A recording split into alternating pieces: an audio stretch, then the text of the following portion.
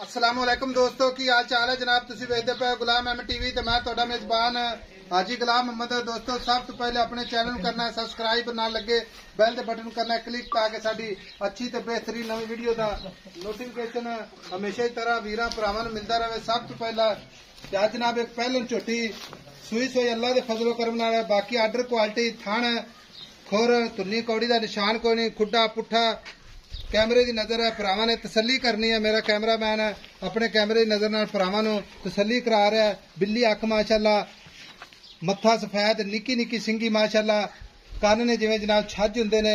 बाकी लैने देने हमेशा तरह मुकद्दर सौदा ना नसीब दे भरावां वास्ते मेहनत कोशिश करके नीली बार के जानवर विखाए जाते हैं। बाकी मझ विच कोई अल्लाह के फजल नाल इंशाअल्लाह घाटा वाधा पूरी जिम्मेदारी है। बाकी मेरे भरा वेखदे ने इंशाअल्लाह ते बाकी सारिया गल्लां मालक तो साझिया लेने। अस्सलाम वालेकुम जी। वालेकुम सलाम। लो जी मझ किनवा सुआ सोई है? दूसरा वारा दूसरा वारा जी। पहलन के दूजन? दूजन। पक्की गल कर ला। पक्की दूजन। ठीक है, लगती तो पहलन ही है। पहला हैगी सी इदां दी लिया तो वेच लिया। अच्छा बिल्कुल ठीक हो गया। दूजा सुआ कोई गल नहीं, दूजा सुआ गल जनमन करनी है। जानमन आई साहब। आज सूई नूं कितने दिन हो गए? आज सूई नूं 6वां दिहाड़ा। आज सूई नूं 6वां दिहाड़ा।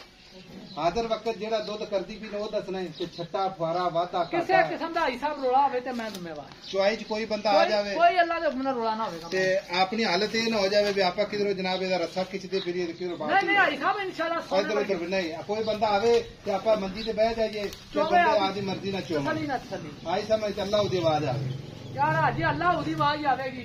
दुध दस हाजर वक्त कितना? 12 लीटर। 12 लीटर ये उत्ते जावेगी और मशीन अल्लाह दी इन्नी गर्मी 12 दित्ती जांदी। अल्लाह दा बंदा सुके पै नहीं जे सुके पै मगर कट्टी मगर कट्टी चाचा गर्मी दुध जेड़ी देदी ना 10 सेर वो आ गई 7 हाजी साहब सारा वो सारे गल्ला ना मेरी गल सारियां गल्ला मैं जानना हालात जेड़े ने ना गर्मी च जेड़े बंदा ने नहीं संभालिया उन्हां दा माल असल पाइया पाइया दुध ते आ गए। ये तो आप उस बंदे दसी ना जिन्हें मज्जा ना रखी जिन्हें मज्जा रखिया ने वो सारियां गल्लां जानते ने। ठीक है इन्हां मुल करना ही मुहब्बत ते प्यार वाला। इको ही गल कर दे भी एदो घाटा आप मझ नहीं बेचनी। इको ही गल आई साहब कमरी रुक जा गर्मी है ना दसो जी। आई साहब एदा 5.5 लाख रुपया। 5.5 लाख मुहब्बत करके बिल्कुल मुहब्बत कोई होर मजीद बिल्कुल मुहब्बत प्यार 5.5 लाख च कोई प्यार मुहब्बत हाजी साहब प्यार मुहब्बत को 5,000 ना देवे कोई 5,000 ना देवे। मैं तो वेख कैसी हाजी साहब अच्छा चुआई चौके सोने वर्गी छट्टा फुआरा वादा घाटा किसी किस्म का कोई रोला होवे तो मज मेरी। लो जी 5.5 लाख प्यार मुहब्बत जरूर होगा। नंबर हुंदा 0348 067 84 68। मिलांगे एक अच्छी ते बेहतरीन नई वीडियो दे नाल। अल्लाह निगहबान। पाकिस्तान जिंदाबाद।